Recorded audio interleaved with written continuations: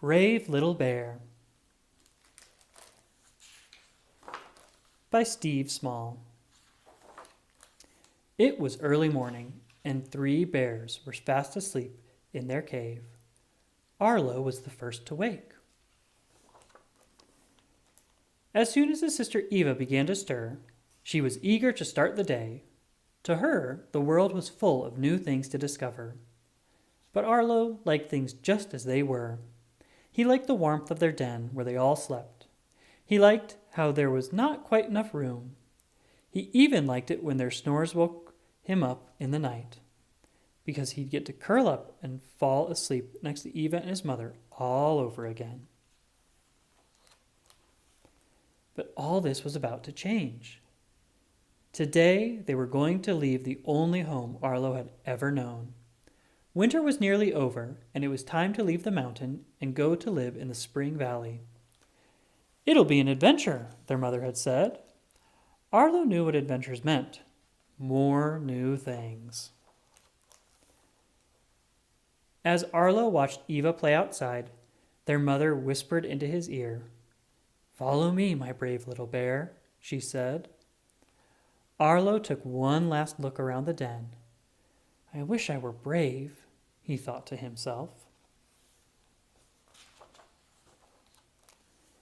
They set off into the great wood, where their mother had taught them how to be grown-up bears. Eva had been first up that tree, first down that steep hill, and first in the water. She didn't seem to be afraid of anything. Eva is the brave one, Arlo thought. "Arlo, look," said Eva. A tall mountain ridge covered in snow stood before them. A cold wind began to blow. Their mother looked at them both carefully and said, "Spring Valley is on the other side. We need to cross." They began to climb the slope, Eva running ahead. The wind blew harder. "Stay close," their mother said sharply. Suddenly, the world disappeared. A huge snowstorm blew across the mountain. Arlo pressed as tightly as he could to their mother's side as she concentrated on each step. But even though he could hardly see in front of him, Arlo knew Eva wasn't nearby. Something was wrong. Arlo quickly turned and looked behind him. Though the wind blew loudly, he was sure he had heard something. There! Again! It was getting farther away. Arlo's eyes grew wide. He knew that sound. It was Eva. Eva had been sure she was only a few steps in front when the storm came. She had used all her courage to walk back to find her brother and mother, but now she had no idea where she was. "Arlo!" she cried again, but the wind was so strong she could barely hear herself. She couldn't take another step. Then, as Eva drew breath for another cry, she held it for a moment.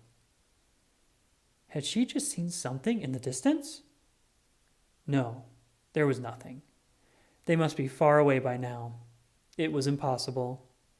Then the impossible happened. Out of the storm, Arlo ran toward her. "Arlo!" Arlo pressed close to his sister. He couldn't believe he had found her. "Arlo, Arlo, you're here! I'm so lost. I'm so afraid." Arlo hadn't had a chance to feel fear when he had set out to find Eva. He had just run without thinking. But now it was different. "Yes," he nodded. "I'm afraid too." Then Arlo remembered what his mother had said when he had first felt afraid that morning. "Follow me, my brave little bear." Arlo looked at Eva and realized that this time it was his turn to be brave. They turned to face the storm, and Arlo wondered how they could possibly know which way to go. And that was when he saw them. A few deep prints from their mother's long stride. They were on the right path. "This way, Eva!" cried Arlo. It was a long, hard journey. Often the marks in the snow were nowhere to be seen, and sometimes they would climb and climb and slide all the way back down again. But every time they got back on their feet and carried on. And just when it seemed as if the storm would never end, it stopped. They could smell Spring Valley before they could see it. A faint breeze blew, and they could almost taste the flowers and feel the warmth of the sun on their fur. They had made it over the ridge, and there, not many more steps away, eyes desperately searching the mountainside, stood their mother. "We're here! We're here!" Eva and Arlo cried. She bounded toward them, happy and scolding at the same time, but her words were soft. "I was worried," she said. "We were so afraid," said Eva. "But we did try to be brave," added Arlo. Their mother looked at them, both with her serious, gentle eyes. "Being brave when you feel afraid," she said, "is the very bravest brave of all." Later that night, sleeping under the moon, Arlo woke to the sound of his sister's and mother's snores, and with a dreamy smile, he growled happily, curled up, and fell back asleep. The end.